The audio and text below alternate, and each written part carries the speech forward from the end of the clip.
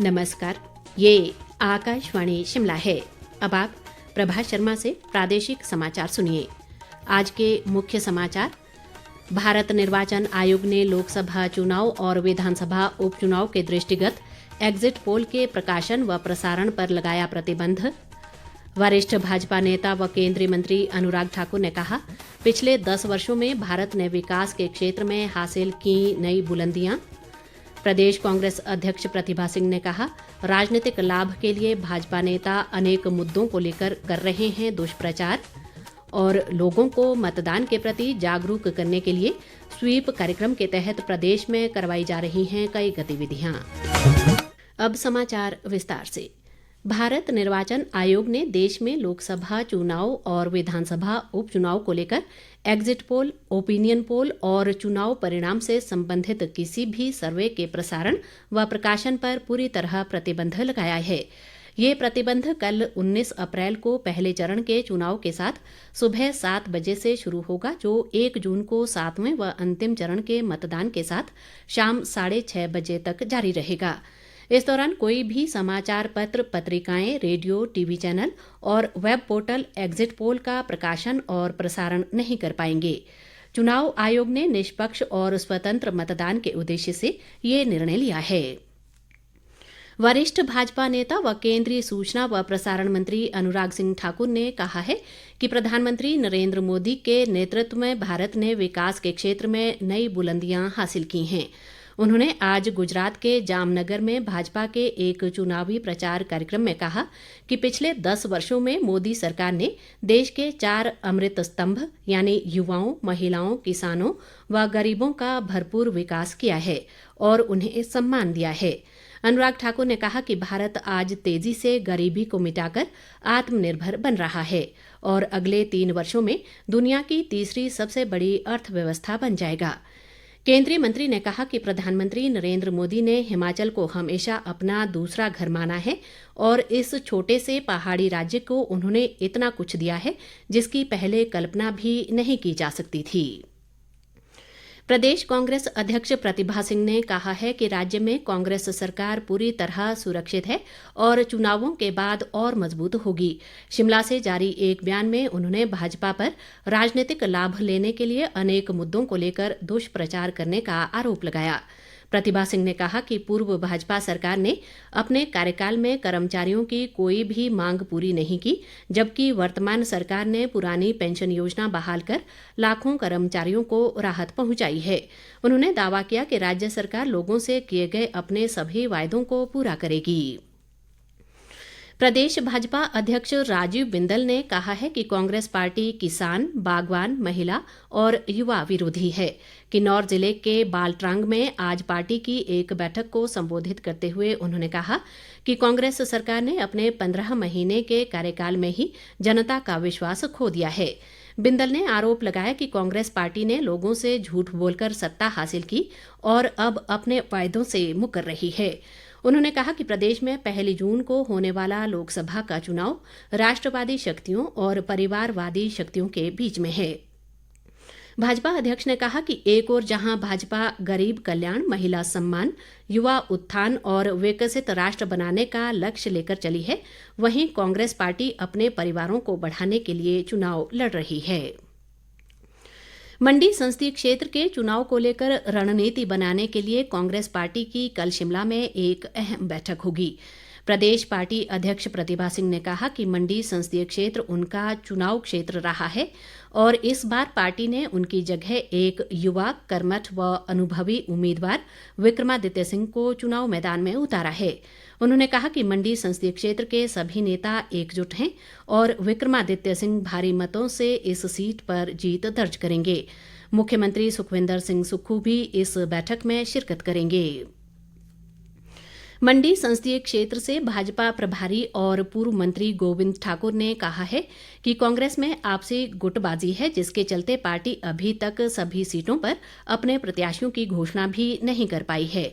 कुल्लू में पत्रकारों से बातचीत में उन्होंने कहा कि भाजपा के संकल्प पत्र से देश में कांग्रेस की नींद उड़ी हुई है, क्योंकि इस संकल्प पत्र के माध्यम से भाजपा ने विकसित भारत का विजन लोगों के सामने रखा है। गोविंद ठाकुर ने कहा कि कांग्रेस के केंद्रीय संकल्प पत्र में पुरानी पेंशन योजना का कोई जिक्र न होना भी कई सवाल खड़े करता है। प्रदेश कांग्रेस उपाध्यक्ष नरेश चौहान ने भाजपा पर महिला और कर्मचारी विरोधी होने का आरोप लगाया है।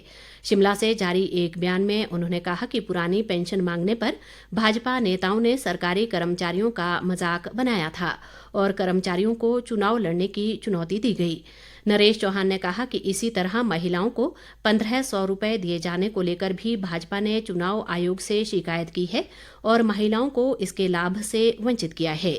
प्रादेशिक समाचार आकाशवाणी शिमला से प्रसारित किए जा रहे हैं।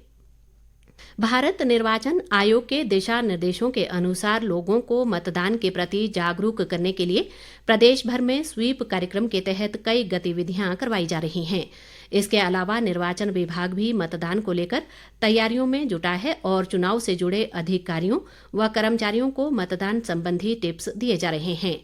लोकसभा चुनाव को लेकर आज शिमला में जिला निर्वाचन अधिकारी अनुपम कश्यप की मौजूदगी में मतदान कर्मियों के लिए पहली रैंडमाइजेशन का आयोजन किया गया।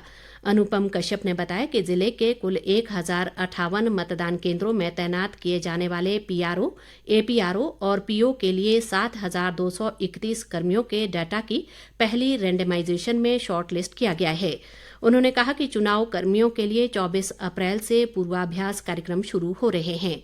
जिला निर्वाचन अधिकारी ने सभी विभागाध्यक्षों को उनके अधीन कार्य कर रहे कर्मियों को चुनाव ड्यूटी संबंधी आदेश जल्द उपलब्ध करवाने के निर्देश दिए। उधर सोलन जिले के अर्की में सहायक निर्वाचन अधिकारी यादविंद्र पाल की अध्यक्षता में स्थानीय वरिष्ठ माध्यमिक स्कूल में मतदाता जागरूकता अभियान चलाया गया। उन्होंने सभी मतदाताओं से अपने मत का प्रयोग करने की अपील की। कसुम्पटी विधानसभा क्षेत्र के वरिष्ठ माध्यमिक स्कूल रज्ञान में भी स्वीप कार्यक्रम चलाया गया, जिसमें नोडल अधिकारी नीरज महाजन ने मतदाताओं को मतदान करने संबंधी शपथ दिलाई। शिमला जिले में कोटखाई उपमंडल की पनोग पंचायत में भी मतदाता जागरूकता शिविर लगाया गया, जिसमें तहसीलदार ललित ने लोगों को मतदान के महत्व के बारे में जानकारी दी। भाजपा किसान मोर्चा के प्रदेश अध्यक्ष संजीव देष्टा ने कांग्रेस सरकार पर किसानों व बागवानों के साथ किए गए वायदों को पूरा न करने का आरोप लगाया है। शिमला में आज एक पत्रकार वार्ता में उन्होंने कहा कि सेब के यूनिवर्सल कार्टन को लेकर बागवान असमंजस में हैं। देष्टा ने कहा कि सरकार ने यूनिवर्सल कार्टन की अधिसूचना जारी कर दी है, लेकिन ये कब लागू होगी ये किसी को पता नहीं है। उन्होंने दावा किया कि पूर्व भाजपा सरकार ने किसानों व बागवानों के हित में कई फैसले लिए।